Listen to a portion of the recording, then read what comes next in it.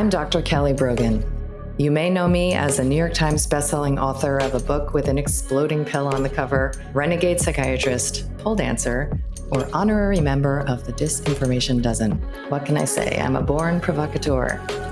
I've spent most of my recent life exposing deceptions, connecting dots, and discovering the secret places my inner victim is still waiting to be liberated. And now I feel called to help you reclaim all of your parts, your health, your sexuality, your power, and your expression, so that you can finally truly own yourself. I want to ignite in you that inner knowing and the pulsing vitality that lives beneath your disempowerment, disconnection, and resentment, so that you can audaciously, courageously, and playfully alchemize your struggle into the specific pleasure of who you are. This is Reclamation Radio, a Soulfire production. Hi, and welcome back to Reclamation Radio. I am Dr. Kelly Brogan, and I am so delighted to be in conversation today with Sahara Rose, who is, if you don't know, a chart-topping podcaster, a best-selling author, and a multi-passionate woman after my own heart.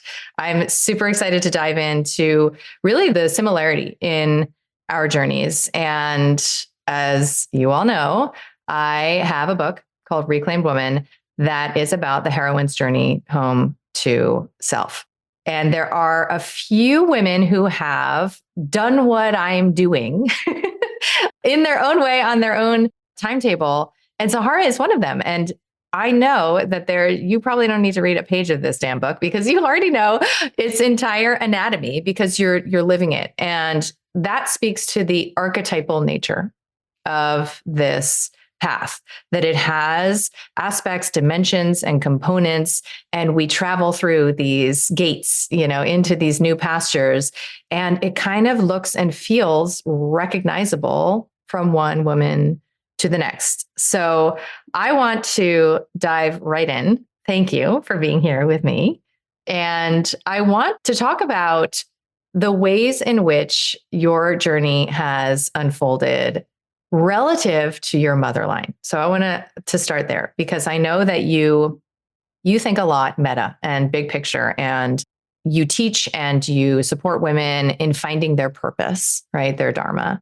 When it comes to your motherline, I would love to hear about your story from that perspective. Like, how are you doing it different than your mama's mama? What does it feel like was delivered to you on some sort of a karmic platter to work with and alchemize in your process? And then I would love to sort of dip and dive into some of the details of what, has been going on for you the past couple of years, which I know is very similar to what's come up for me. And we'll talk a little bit about alchemy.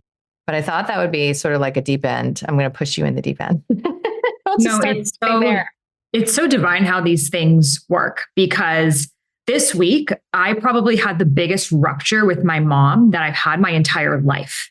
And I would say in my entire healing history was always around my relationship with my dad. And I'll give you guys background.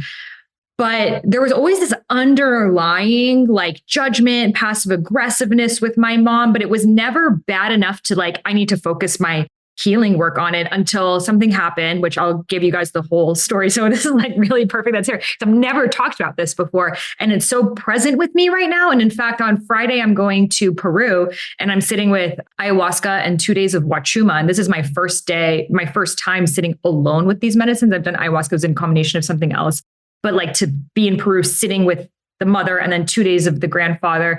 And my intention is to heal my relationship with my mother and maternal lineage. So, and I did not know this was I thought we were going to talk about dance and singing. I was like, yeah, we will also, but first business. Okay. Yeah. So let's get into it. My family comes from Iran, Iran, as many people know it. It is probably the most repressed country on earth. Women in Iran legally today are considered 50% of a man. So you're not even considered a full human.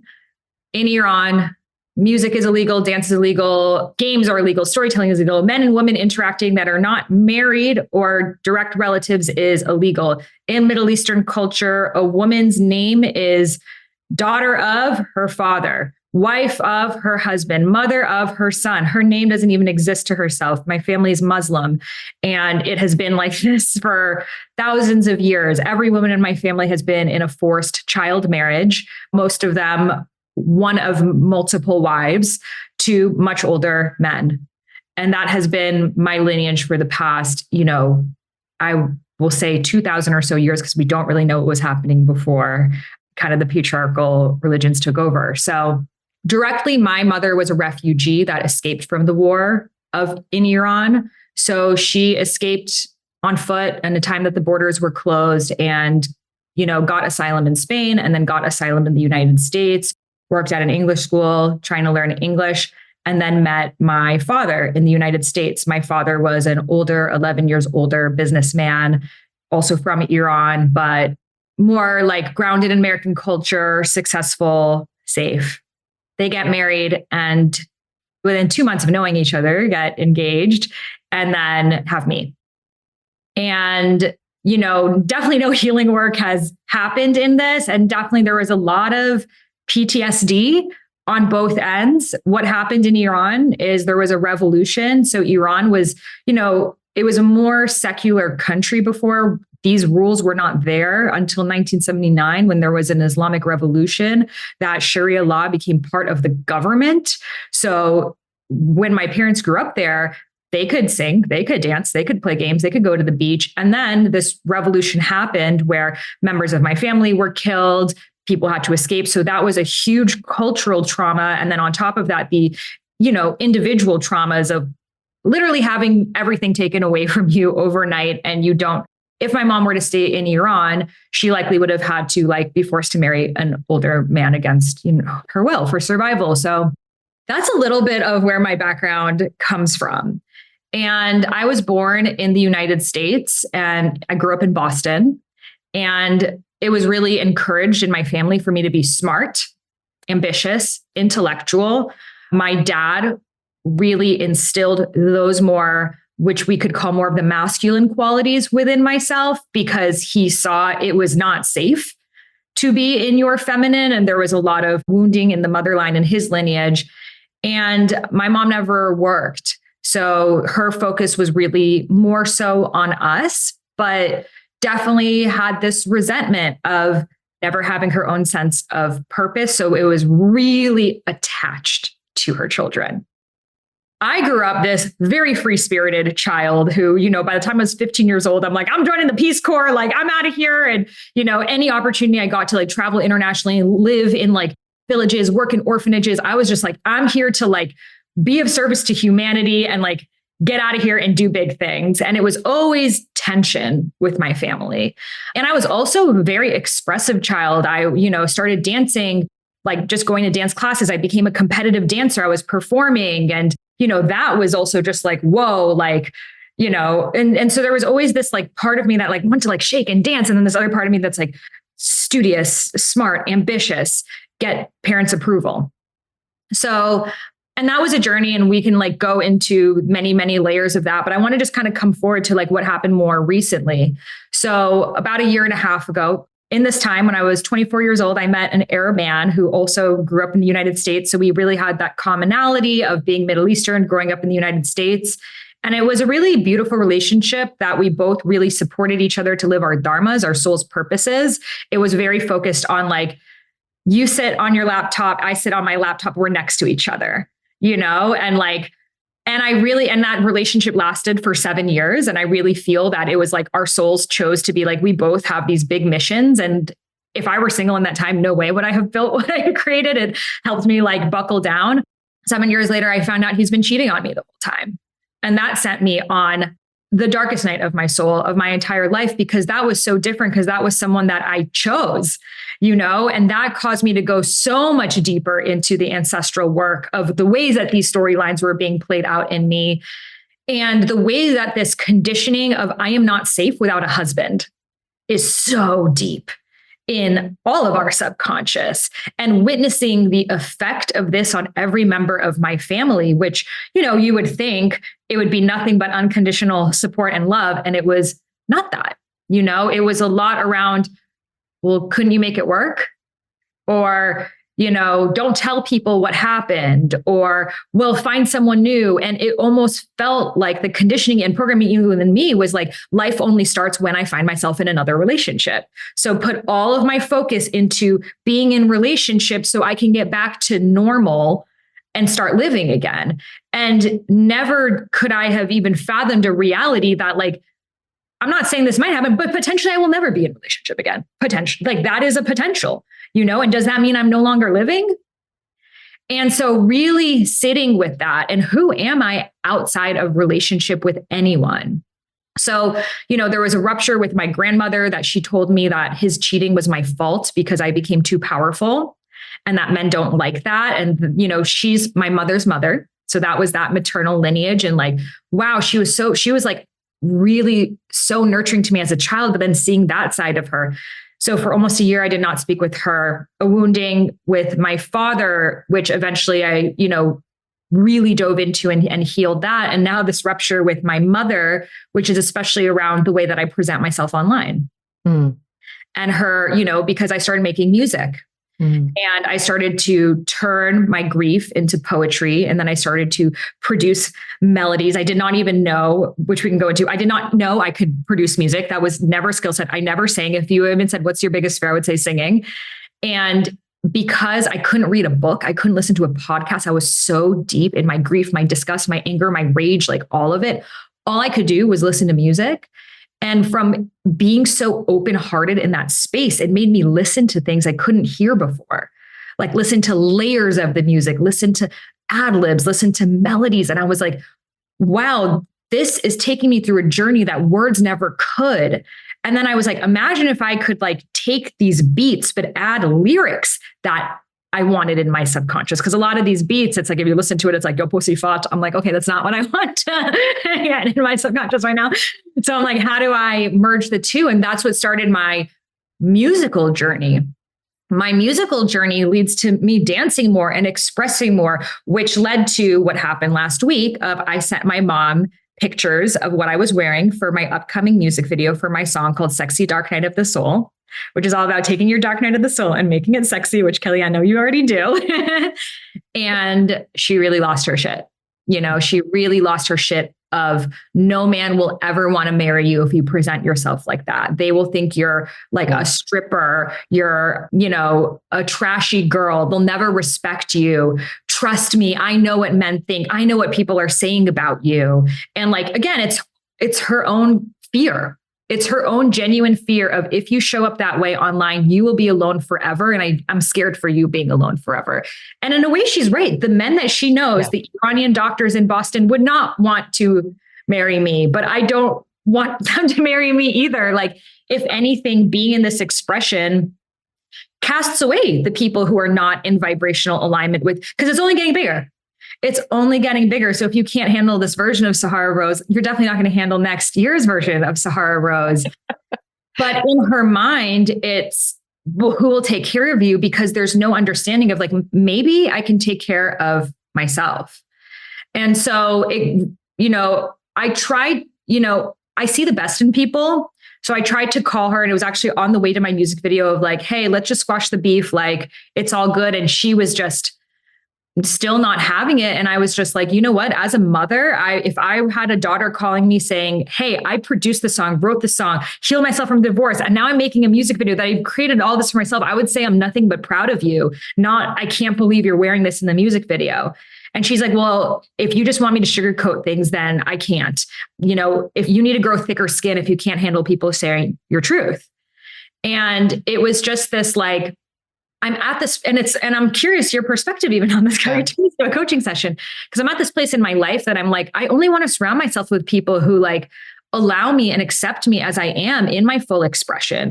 And she does not. And you would think at this point, I'm 33 years old, you would have gotten used to this, but there's this continual, and it's like every time I talk to her, I come with this hope, and it's yes, that's it. Worse.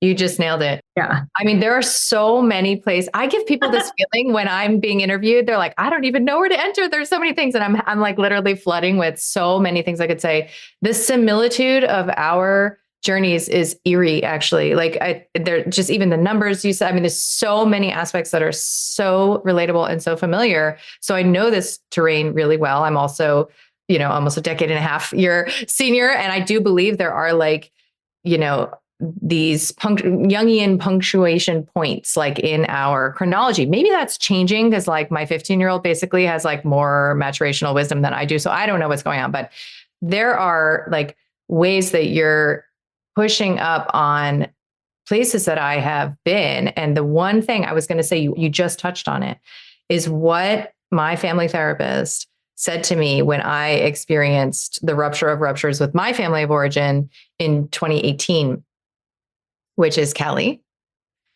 you have not yet given up hope. It makes me want to cry to this day, when you give up hope completely that your parents, in this case, she was talking about my mother, but your parents will ever love you in a way that you can feel, that will be the beginning of your adult relationship with them. For me, giving up hope looked like 5 years of very minimal contact. Like that's what I needed, right? So I think about like these stages of no, right? And so the first comes like the fuck no and the hard boundaries. And then over time, those things soften. You don't need that because you are more integrated, right? And the integration is like taking in the projection. So I went through exactly what you're describing, not with my mom, interestingly, but just in my own self. So PS, if it wasn't your mom, the messenger would have been somebody else who matters to you or some other source, right? And the nutshell story is like, I joined this, I can't remember what it was called, and it doesn't matter. This like, apparently like Christian values-y, this was when I was still like on the sort of like, when does my next chapter start? Like, where's my next partner, right? And so I joined this dating app. I've told this story a million times, so my listeners probably know it, but I joined this app and it's not like Christian per se, but it has like Christian values, like traditional values, like men are men, women are women. I'm obviously into that. And I am, monogamously oriented. Like it was just sort of that kind of a vibe. So I get kicked out. I get kicked out within 48 hours of being in there because there's so many complaints that I'm in there. I have not posted a damn thing. Okay. And I get kicked out because I have violated their like ethos, which is represented by the fact that I am immodest, profane, and promiscuous. Okay. That I represent these things. Right. And they're citing like my public profile. Okay.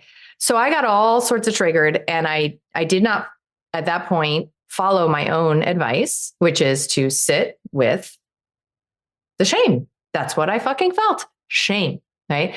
So I chose not to do that. And instead I wrote one of my classic Kelly, like I'll cut a bitch emails.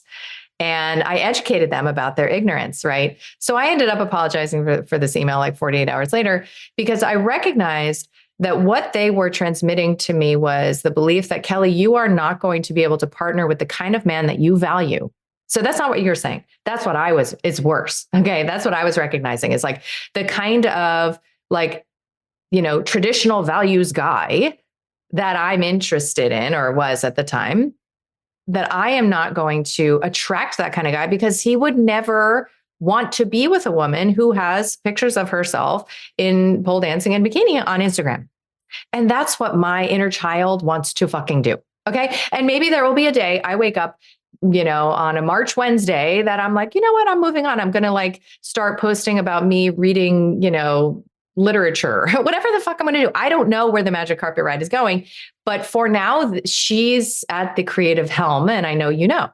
So that's why these aspects that have emerged in your story of dancing and singing and creating, and just like, can you believe I did this feeling that also has a look at me? Do you like it? Right? Like I feel that little girl energy in so much of what women create. And it's beautiful. It's like the life force, spark of God in that. And what I recognized is that I was holding that belief. So if there is a part that shares the belief that your mom has, which would only be natural, right? Because it's the interject of her voice, then it's going to feel like excruciating, right? Because if you don't actually fundamentally think that she has any real meaningful like thing to say, then I do think it would roll off our backs, like these kinds of comments.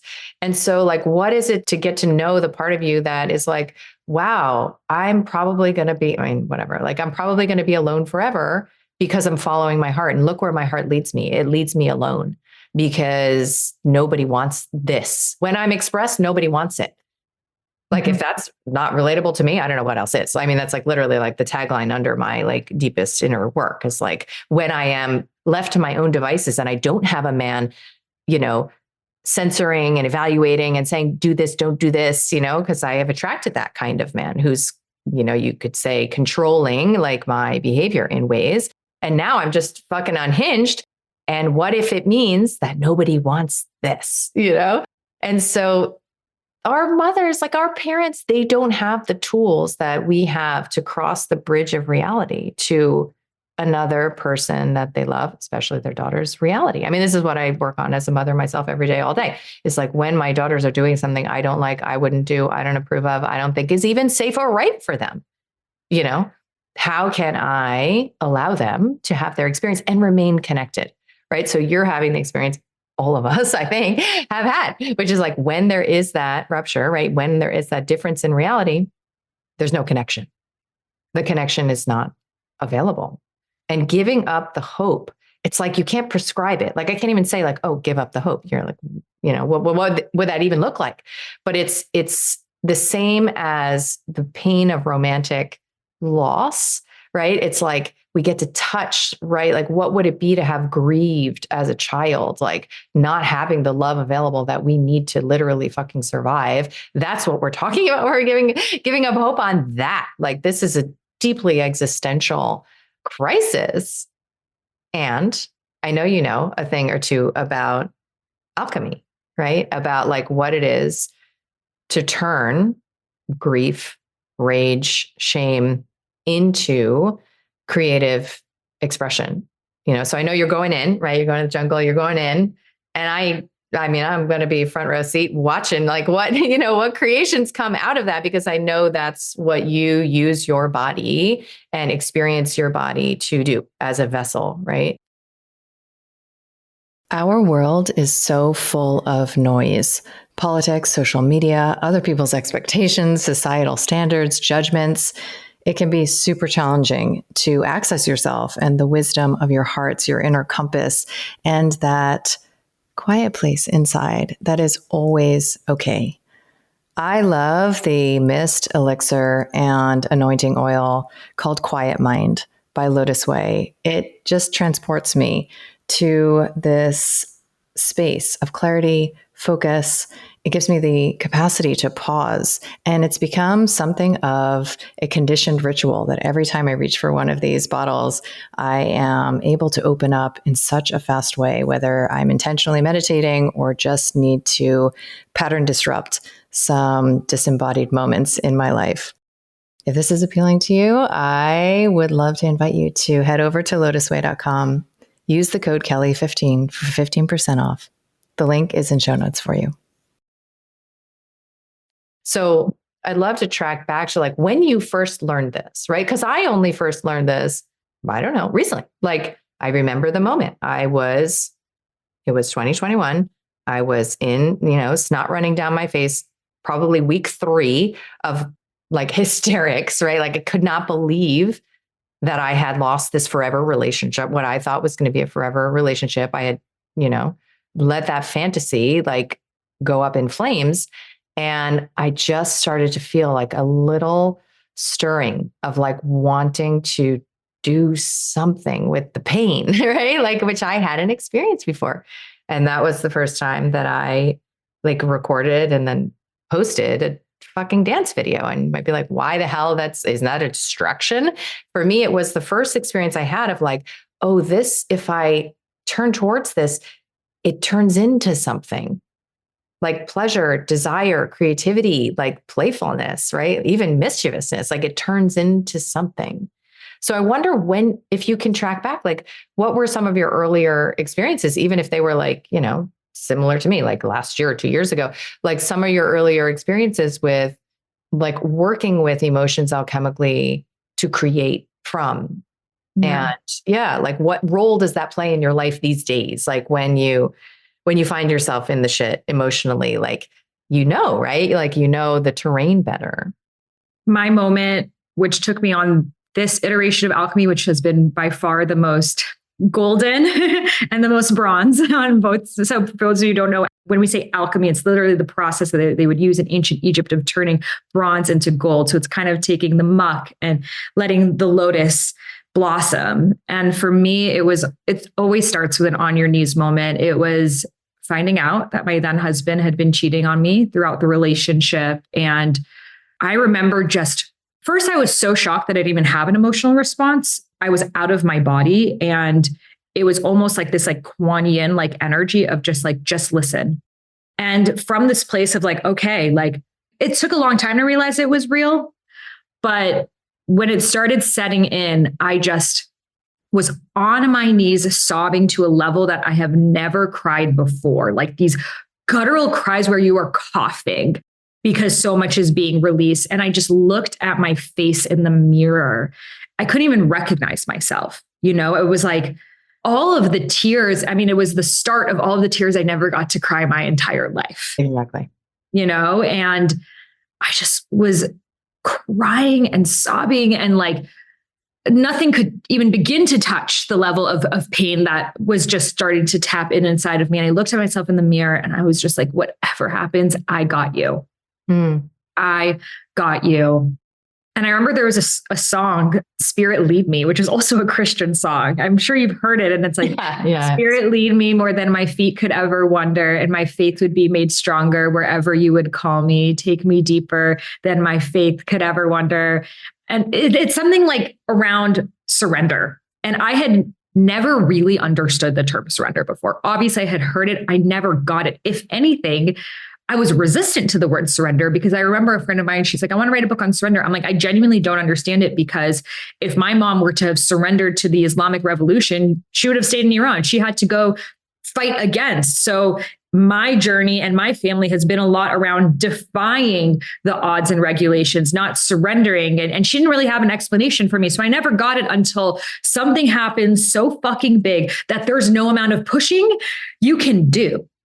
It's just, it's a nonlinear invitation. Yeah, exactly. And just trust that if this thing was being what it felt at the time taken away from me, God had something so much greater on the other side. And I had no idea what that would be. But all I could do was just trust. And so these are when these words start to become my mantra: trust, flow, surrender, let go. Trust, flow, surrender, let go. That became my mantra. And I continue to say it to myself. My ex and I were supposed to go to Egypt 4 days. The flight was booked for 4 days after he confessed this to me. I could feel this trip to Egypt was meant to be to heal my relationship with the masculine. I invited my dad to come. At this time, my dad and I still had a really strained relationship. Then I invited my brother to come because my brother was in Qatar at the time. So I was planning to go to the heart of the Middle East with my husband at the time, my dad, my brother, like heal the lineage. Find this out. Do I cancel the flight? What happens? My friend's like, I'll just come with you. 4 days after finding this information out, I'm in the Great Pyramid of Egypt. It was the place I had to die. And I grieved and had 1,000 funerals for myself. Every tomb I went, I just let go of another layer of an identity I held onto as a wife, of the unborn children I had from the abortions I had with him, of just the life that I thought that we would share, like all of the things. And I just let myself unravel. And, I remember telling my friend, I'm like, I probably will never dance again. Will probably never like bright colors again. Who you knew no longer exists. And I will be in this death as long as it takes. And it's interesting that I even had that wisdom because I was always like a joy priestess. Like that was my thing. I was like singing, dancing, like that's like my gift. I'm very sun goddess. And I was just like, no, I will be in the tomb as long as it fucking takes, and I will die and I will feel this all. And I was like a walking corpse for the first few months, but especially the first month, I physically couldn't eat. I couldn't breathe even out of my diaphragm. Again, it was a complete shock to me. So it was not like I saw it coming. It was not even like we were fighting. It's not like we even had a bad relationship. We had a great relationship. And I find this out. And even to this day, I've sat with Song, were there any? There weren't. And that's what's so fucking crazy, because you're like trying to think, what could I have done to do things differently? I wasn't supposed to know until I did. It was like all of a sudden the veils were lifted, and it's like, okay, that reality is no longer serving you for this next evolution of who you're meant to be. And so when I was in Egypt, I just knew I could not go back to Miami. I need to be apart from this person, because I'm scared that I will get back into this relationship if I'm around him again. So I literally had my things be moved into a storage, which they are still in Miami, and I've never seen them again. And I had one suitcase, and I lived out of that suitcase for a year. And from Egypt, a friend of mine was like, we're in Bali. And so I just went to Bali, and then his mother was dying. He had to leave. So I was just alone in Bali for a month, and I had to go into my deepest fear of being alone. What is it like to genuinely be alone? No one knows where you are. No one knows. And that's actually where I touched the darkest of the dark of like, oh, I see why someone would kill themselves. You know, like I never understood that fully, but I'm like, I can actually understand why, especially the way that he was acting, so much suppression. I wasn't allowed to share my story. It was like my true hell. If I were to design hell, I was in it. And I'm like, oh, now I get what that's like. And then there was a part of me that was like fucking Kali Lilith energy of like, I will burn your ass to the fucking ground. And another part of me that's like, it's not even worth it. Move on. And I'm like, both are making really good arguments here. What do I do? Take you to court forever, or just like let it go and like, let's just let bygones be bygones. And I don't fucking know, because part of me wants to fight against the patriarchy through you, and another part of me wants my just upgrade to be the thing. And it's like, and it's so hard to know. And I would just pray and pray for guidance and pray for guidance. And it ended up being a combination of both, you know? And I actually had like a legal agreement with him that I couldn't share my story. Like I want to write a book about it instantly, because that's what I do. I've written 4 books. And he's like, you can't, because it's my story. And you know how these divorces are. And I was just like, who am I if I can't write a book around if the worst thing that's ever happened to me, I can't write a book about it? Like what was the point of this then? Like the only thing that I have used to make sense of the shitty things in my life is at least I can help people with them. And I'm like, if I can't help people through this, then like I literally like, I'm just like all my ancestors who have faced the wrath of what men have done to them and then are silenced to make sure he doesn't feel the shame. And so I'm like, it was so hard. And for many months, it was this deep pain. I would just go into the car and scream. I started pole dancing at that time, and it was something around pole dancing. It fucking hurts. It's so painful, you know, but I could make something beautiful out of it. And I let go really of like, I had to let go of team members. I was like, I just need to go into the depths of whatever this is for. And I went into every healing modality possible, but I would say the main things that really helped were first, just bringing self-touch. Mm-hmm. You know, the times that I would feel that deep feminine loneliness / yearning of, I just want to be held. And that would send me into the spiral of going on the dating app, but from this frantic energy of, I need to find someone to finish this chapter and move on and have the upgrade of now I'm in a way better relationship, the end, happy story. And then I finally realized in this traveling and kind of waiting for the man, that maybe this love story was really about me. You know, maybe it's not about, I was in this bad relationship and now I'm in a better one. And it's like, maybe it's like who I became. And so I started to just write poetry, because I couldn't share my story in a book. And from that poetry, I started to come up with melodies for it. And then serendipitously, on my medicine journey, I was listening to a lot of Portuguese music. Something around that frequency was very healing for me. I don't speak any Portuguese. So my medicine ceremony was like, move to Portugal. I was like, okay. So I left for Portugal. That was last June. And then that first weekend I got there at this festival called Afro Nation. I was dancing with this guy, and we're just dancing. We're having so much fun.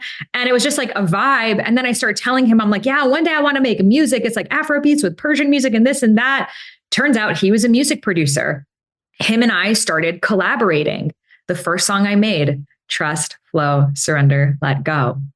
And I start to turn all of the messages I received for myself in this divorce process, the self-love, being the vibe, maybe this love story is really about me. And I start to make them all into songs.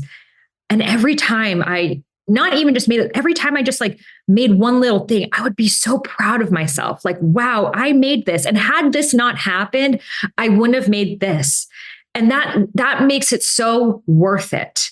And I would say the more I did that, the more I was like, I am in love with this version of me. I am my own dream girl. I love this version of me. And thank goddess I did not meet someone a month ago or 6 months ago or a year ago, because they would have met that version of me. And that version of me no longer exists. And now whoever I meet, and that will continue and for the rest of your life, but especially after a big breakup or divorce, you are exponentially growing so quickly. It's like you are free falling. And I've noticed the longer you let yourself free fall and the longer you let yourself stay in the unknown, the more magical your life becomes. And it's like trust falling, you know? And I know you're nodding this, and I'm just like, and then eventually I reached this point that I'm just like, yeah, I don't live anywhere. And I just, like, then someone was like London, and then I lived in London, and that's where I ended up producing my album. And then, a huge message that came through for me is my body is a sacred site and will only be treated as such. And that's what led to the album, My Body is an Altar, and then creating the music video for that, which, for the first time, I really showed up in my full like sensuality. But like for her, I'm wearing these long fingernails that are just kind of like, also like, don't fuck with me. Also, this is for me. I am enjoying myself, but it's not for anyone's gaze, but my own inner. And more recently, I've been, sharing more from the dark goddess energy. I have an EP coming out called Dark Goddess, which is actually all me rapping. And I just shot a music video for one of the songs called Sexy Dark Night of the Soul. And the way that the music video starts is I'm sitting on the couch with my act out husband, and he confesses something to me. And I break down on my knees, like that moment I shared with you, sobbing. And it's my future self. She comes in with this hot pink loudspeaker, pink bodysuit, padded knee, thigh-high boots, long ass braid to my knees. And she's like, if you're having a dark night of the soul, I want you to know your sexiest days are yet to come. This is for you. And then I come in bad bitch self on a motorcycle, and I'm like, yo, nothing lasts forever except my swag. And I drop into this new energy, and it's been so cool. Like, I'm like, thank God I didn't fucking write a book. That would have been so boring. Like, now I'm like rapping and making music videos and all that shit. And I'm like, to my ex, now I'm just like, yo, thank you. Yes. Oh my God. I'm like literally louder for the ladies in the back. This is just it's so delightful for me to hear this. And what a portrait of alchemy. Like, what a portrait, right? And you probably know that I'm obsessed with victim consciousness and smoking it out, and really recognize that this is where and how women have taken the bait of a lot of programming that seems like it would empower us, but actually ends up rendering us dependent on that which we're afraid of, right? Like the persecutor, the violator, right? That we're mimicking, right? And so when I look through the lens of sovereign consciousness, when I look through the lens of adult consciousness, I can see your ex, and I can see that depending on whatever you believe, like, let's just say he agreed to play the part of the villain. 100%. He did a fucking stand-up job. Okay. Crushed that one like a Scorpio. He crushed it. And he delivered to you these opportunities that is, I'm not saying from like a Hallmark trite, like, it was an opportunity, every crisis. No, like literally, you would not have met these dimensions of yourself, certainly not in this potent, raw, like dig your hands in the mud, get your nails dirty kind of a way, unless he did it exactly the way he did, right? So like, what I mean when I say, is it possible it needed to be just this way? Every aspect of it, right? You're saying like, thank God he didn't let me, poor me, like he didn't let me write the book. Thank God, because there was a more vibrant, dynamic, technicolor flame that was going to be ignited. So like, when we can start to hold, what Jung calls attention of the opposites, when we can start to see like, he served this purpose. He played this part, like, because I wanted to go on a journey, a heroine's journey. I came here for this, right? Then that retaliatory, like, zero sum game, I'm going to get mine kind of energy that, trust me, I'm very familiar with that energy. Like, it's like really a choice, right? It's like, maybe I want to try that on, or maybe I want to just, like, run over to stage right. And then you start to see I have choices here. I have choices. I can play this character. I can use this energy. I can, like, walk that direction. And it's like the seat of creativity, because how do you create when you don't otherwise feel like you have choices and you're just arrested in helplessness?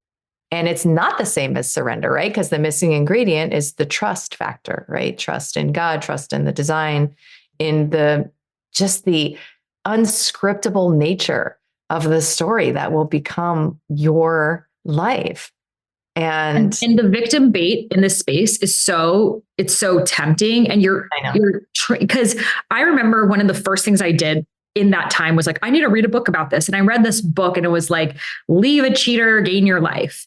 And this book was like the most victim consciousness thing. It was like, this perpetrator cheated on you and he ruined your life and you have post-traumatic betrayal complex that you will never from and you will never trust again in this. And I was even more angry at him. I'm like, now I have this PTS betrayal version of it. And then they say it's the worst kind. And like, then I was reading the conscious uncoupling. I'm like, damn, mine was a 10 out of 10. And it was like all these things of like, this is the worst thing ever that happened to me. And you fucking did this. And in a way, I think that was part of that. I needed to get to that level of anger because I think these opportunities actually give us the invitation to feel all of the feelings that we never felt our whole lifetime. So when I would get so angry, a lot of it was anger I had towards my dad, anger I had towards men. Yes, exactly. Oh my God. Like so much anger I had towards. Well, what's underneath the anger is fear. Exactly. It's fear. And then you feel that little girl and you're like, there's different ways for me to keep her safe. Right? Then fight, going over there, abandoning her to fight the bad daddy. And I mean, that's my activism was exposed for being just that. Exactly. And the beauty of it too is that when you then go into that, feeling all the anger, feeling the grief, feeling the why haven't we been met? Why aren't we loved? Why aren't we this? Then it opens you up to just feel more on the other side. Like I had never experienced so much just love, so much more open-heartedness. Like my range became so much greater that it was like almost like I was operating from like radio stations 800 to 1200, and now I had like radio stations like 0 to 10,000. And I'm like, whoa, I'm really alive. Like I'm really in this bitch. Like, whoa. And then your empathy increases so much that I'm like, wow, like I can't believe I just like, sometimes you walk by or you don't make eye contact with your cashier, you're this or that. You just kind of let these. That changed 100. I was just like, everyone's alive. Everyone's feeling this pain. It was just, of course, I knew that, but it was such a reminder to me of this.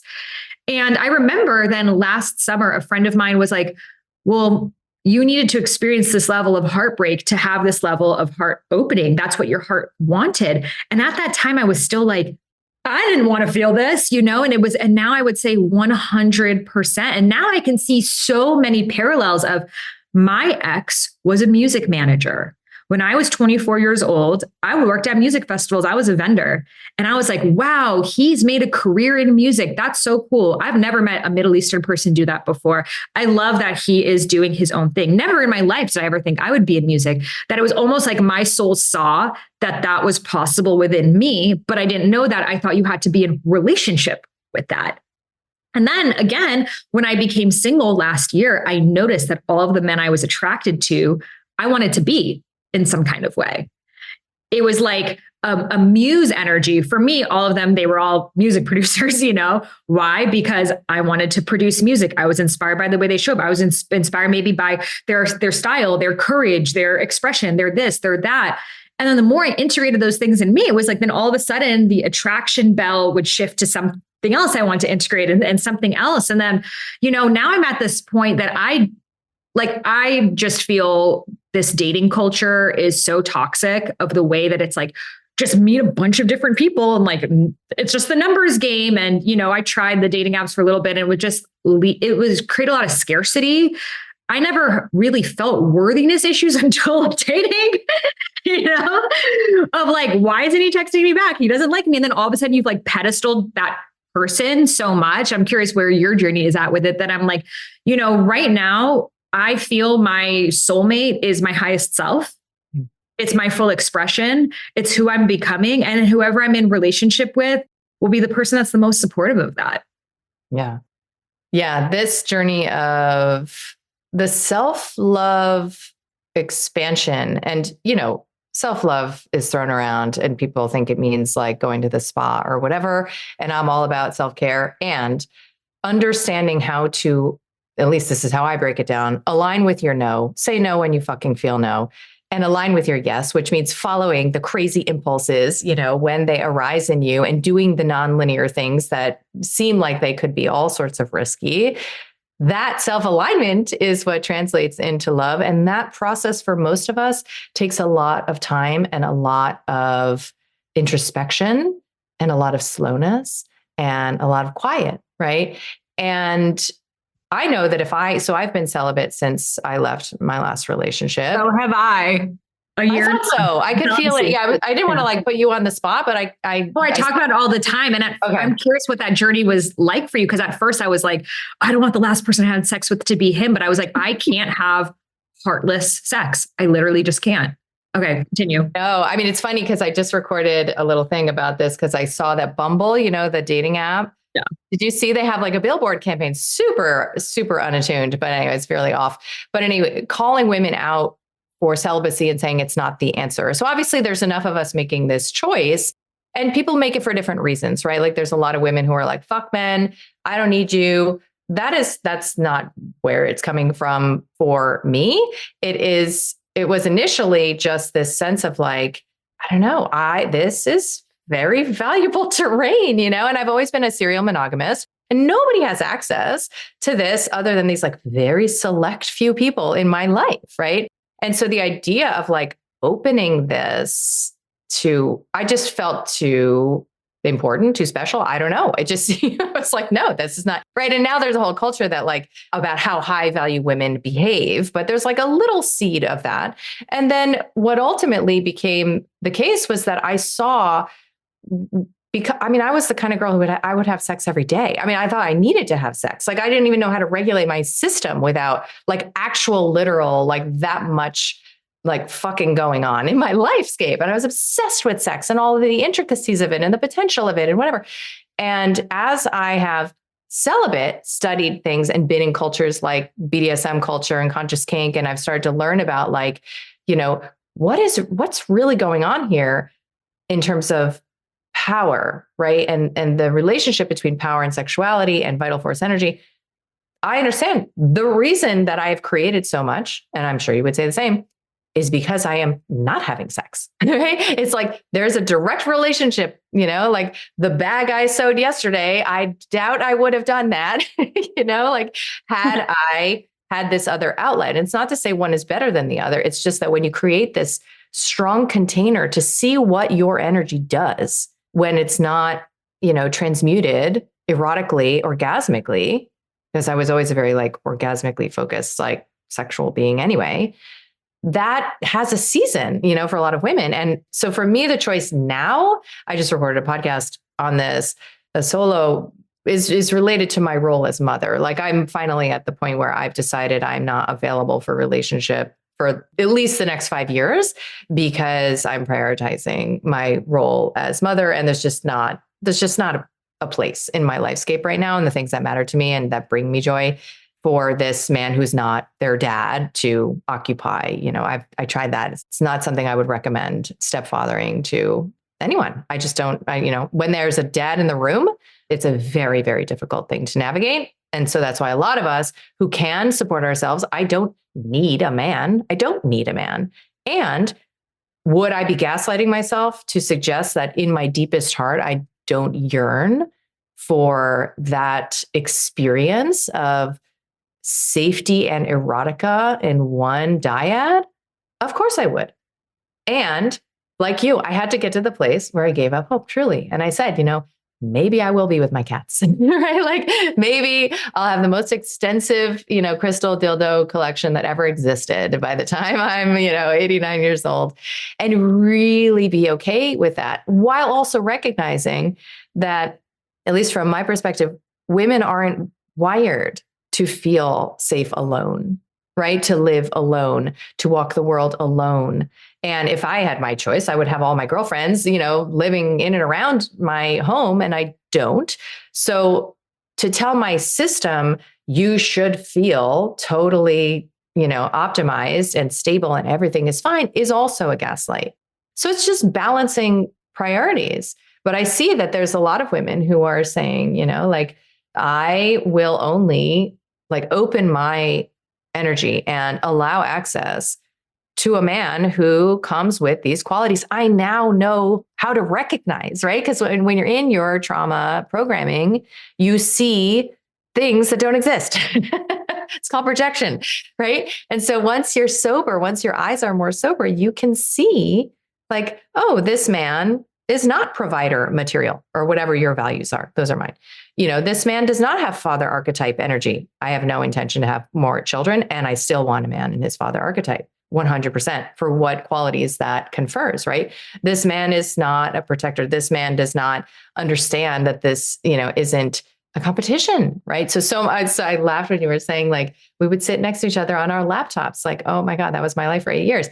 And there is a sibling rivalry energy that can come up in so many of these unpolarized or insufficiently polarized dynamics that you'll recognize, because it becomes a zero-sum game anytime there's a conflict, right? So it's not like we're on the same team experiencing this. How do we navigate? It's, who is right about being wronged. And that's how, I spent many years, probably all of my romantic years. And I'm just learning now, what it is to navigate with emotional security and, the kind of self-allegiance I was referring to that allows you to see somebody else in their experience and reach for a win-win, So how conscious was your celibacy decision, or was it just there just weren't good candidates coming down the pipe? At first, I'll be honest, I was had the biggest crush on this Afrobeats artist. And I was like, that's who I am going for. When you first become single of I'm gonna go for what I thought at that time was the goal. So I was I had the biggest crush on this singer guy. We were talking, he ends up not making really an effort, kind of fuckboy energy. So that was my first, I thought, oh, again, I was in a 4-year relationship before that. So I really had not been single. So I thought just everyone just asks each other on dates and shows up. And I'm starting to slowly realize that's not what the world is like today. And so that never happened. And then, but my standards were I want to be, for me, it was a man that inspired me. I don't know what that is. That's the thing in maybe because my dad was though he didn't really inspire me, he was an inspirational person in our community. So I always looked for men that especially creatively inspired me. So I just wasn't really finding anyone that I was aligned with, but I wanted it for the first 6 months. And then after 6 months, it was I would go on dating apps, or I would walk into a room. Is he here? This frantic. That little storybook. Are you my mommy? Are you my mommy? Are you my mommy? I was like that. Are you my next boyfriend? Are you going to be my boyfriend? Are you going to be? It was really this graspy energy. I get it. So ones or zeros, it's husband, not husband, Exactly. That's all I was thinking, and I was just almost I felt I need to go here, need to go. I couldn't even stay home because I felt I was losing a weekend night that I might meet someone. So because we're such proactive people, I was okay, I need to take this level of proactivity into my dating life. I'm not going to meet anyone if I'm just staying at home, but it's not I'm going to meet anyone at the fucking club that I want to be with either. But I don't know, where do people meet these days, So after 6 months of that, I'm this is exhausting.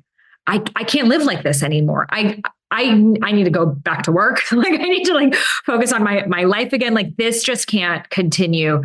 So then I shifted focus.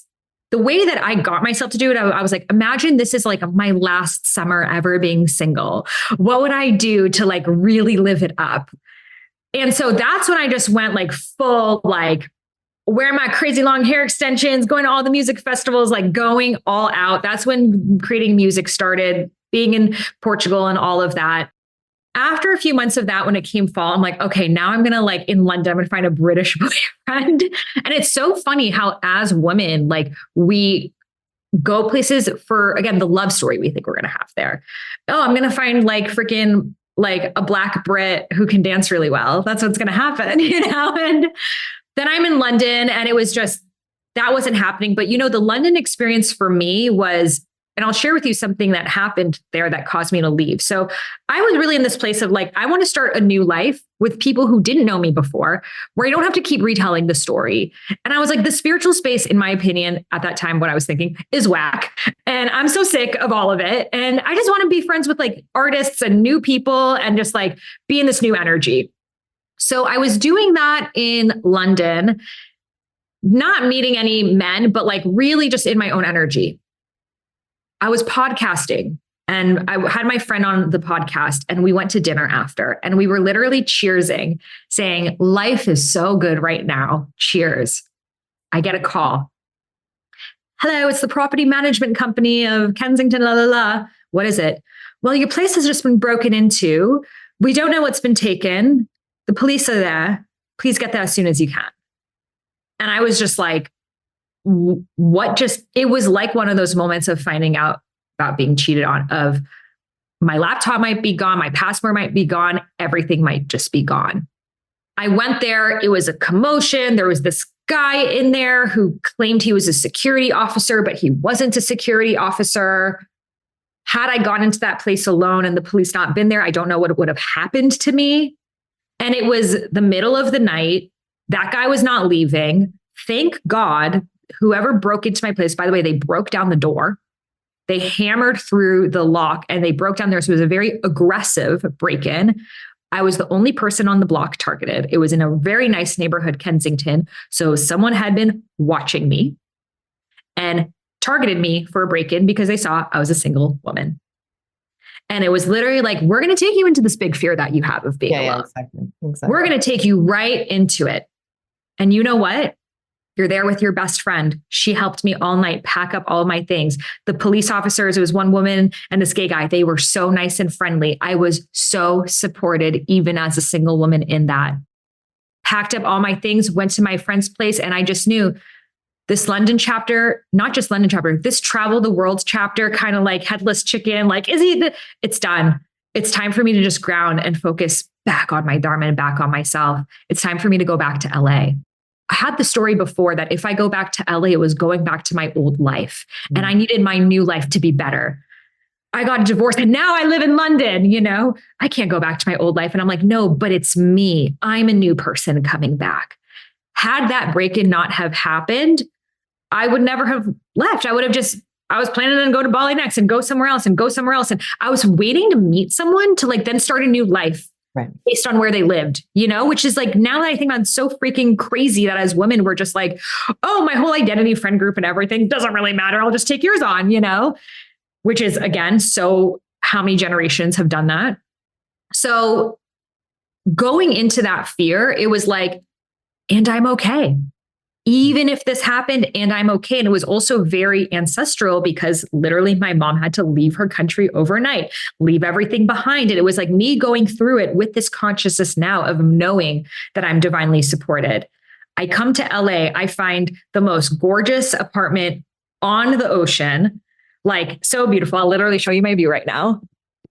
Oh my God, amazing. I painted all pink, which I always wanted to do. I make it into my dream sanctuary. I make the second room into my podcast studio, my music studio. I'm back with my dog and my life got 10x better. And I could say I'm literally living the best reality that I've ever lived in my entire life before. Like, I literally made 2 music videos this week. Like, I create for a living. And also the fears I had of like, oh, well, because I have to do all this healing, my business is going to fall behind. Because I'm so much more expressed in myself, it's actually way easier to be in business. The little things that used to bother me, the copy on the sales page is not right. I just give a fuck anymore, and then my business actually has skyrocketed because I'm just in my element and like the bright people who feel it. The fears I used to have of what if people comment this, that. Oh God, when you've been through hell and back, you don't give a shit when someone commented on Instagram. And again, it was my soul designed that experience. I had my entire life perpetual dreams of someone breaking into my place. Ever since that happened, I've never had that dream again. Take whatever you want. You will never take my swag. Amen.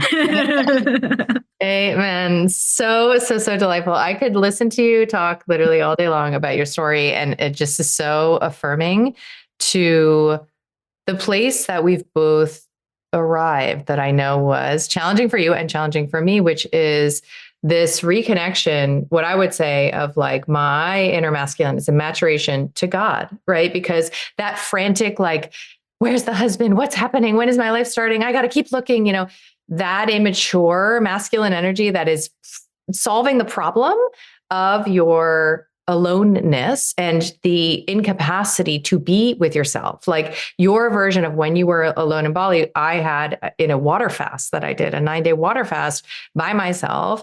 And I touched that place of like, if this is me, I don't want to be here, like where's the escape hatch kind of a feeling, but it can mature, and it matures when you connect to God. It matures when you see like, and feel the angels around you. Like you see the divinity in your process, and you know that you're going to make the right choice for yourself. I call it self-husbanding, ironically, but you're going to make the right choice for yourself because you are rested back in that like more comprehensive gaze, right? You're not like in this myopic, like skittery kind of like kinetic, like, whoa, how do I do this? How do I get the thing, right? Business too, it's the same exact thing. It's all holofractal. So when you rest back because you know you're supported, you know you've got you and God's got you, there's just pleasure. There's pleasure, there's creativity, there's joy that becomes available that otherwise might have felt,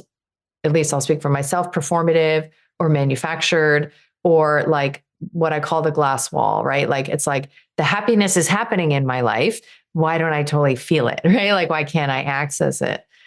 So I would be remiss if I wrapped up our conversation without even a word about twerking. Hello. And I know you've probably seen the same meme that I have, which is like the final stage of, what is it? Like the final stage of spiritual. We can shake ass. Yeah. Yeah. Shaking your ass is the final stage of spiritual development or something. And I mean, it's just, you can't make it up that we both have found our way. I mean, I'm sure far more professionally and with far greater skill. However, for me in this arena, like in the singing and dancing, I don't even care whether I suck or not. Like, it's just so much about the fun of it. And I would say for the female gaze that I know when I post, and that's why it was so painful when I got so much pushback initially from women. That was only ever from women, actually. So painful. And I got to look at the part of me that agreed with them, that I was doing all sorts of embarrassing, stupid things and whatever. But the experience of the female gaze for me is just one that I live. Like, I look to other women. I love watching your videos. I look to other women for inspiration and to get a feeling in my own body of what it might be, could be, maybe be like to play in the way they're playing. Right. So I actually think it's such a gift that we give to each other as women to showcase our experiences, as weird and wild as they might be. So yeah, I would love to just hear a word or two about like how it is that you have found also.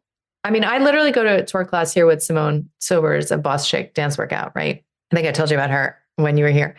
And I would say 2 out of 3 times, for reasons I don't understand, I have like tears in my eyes during the workout class. Okay. Like, what is actually going on?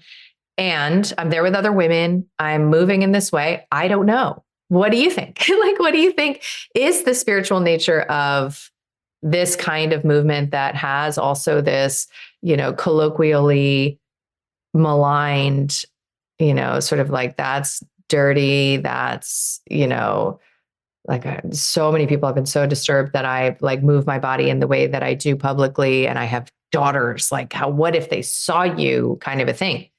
It's almost like, right, like the projection of what your mom is experiencing. But yeah, so I'd love to just hear a word about like what dance and specifically Yeah, I'm gonna wrap it to you because I have a song about it called "The Feminine Is Rising," and we shot the music video for it yesterday. So I'm gonna share the link with you. I don't know when this is coming out. The video will come out this summer, and the music video is really showing why all forms of dance are the healing path of the feminine, why they have been the path of the feminine for thousands of years. It was never us sitting alone on the mountains in sadhana.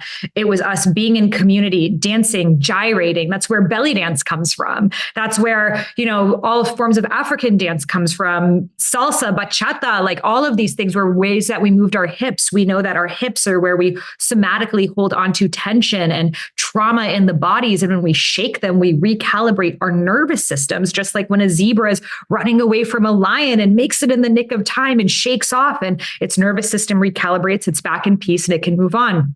We are just like this. However, our conditioning, because we are so afraid of sexuality and a woman owning her sexuality, if we see a woman moving her hips, we're like, oh my God, that could mimic sex. Just like, even the pushback Elvis got from the wiggle in the 1950s, I feel twerking is what that is for today. Like, God forbid you move your hips on their own and it could look like anything sensual or sexual. God forbid, even though it's actually extremely racist to think that, because that is just the style of dancing in most non-white cultures, period. So I'm going to do this rap for you. This is the last part. So the chorus goes, the feminine is rising, the body is the path. The feminine is rising, so I'm going to throw it back.